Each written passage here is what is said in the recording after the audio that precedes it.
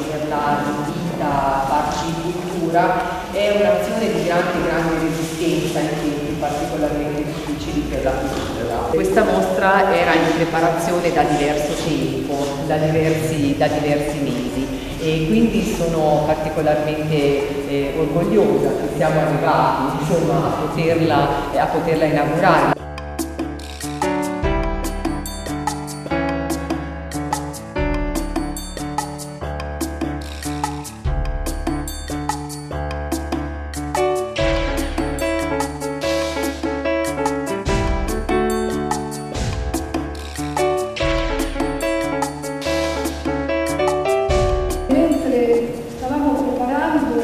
Alessandra ha avuto dei momenti di quasi di angoscia, perché è difficile pensare, immaginare un percorso come le opere del suo lavoro possono colloquiare, possano stabilire una relazione, possano avere un'espressività e possano comunicare, che poi è l'elemento fondamentale dell'arte, della cultura in generale, ma anche dell'arte, quello di comunicare, essere espressivo.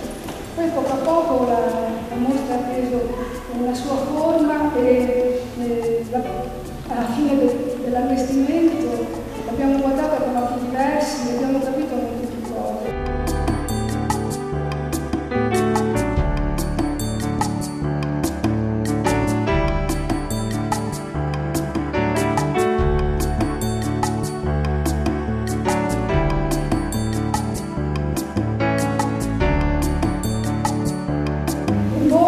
Diceva che la bellezza si sedeva spesso sul nome. E io penso che invece per Alessandra la ricerca della bellezza ha a che fare con la ricerca, ha a che fare con un percorso a tratti, non è un percorso lineare, ha a che fare con una passione e ha a che fare con una solennità interiore che arricchisce tutto. Una legge. Grazie.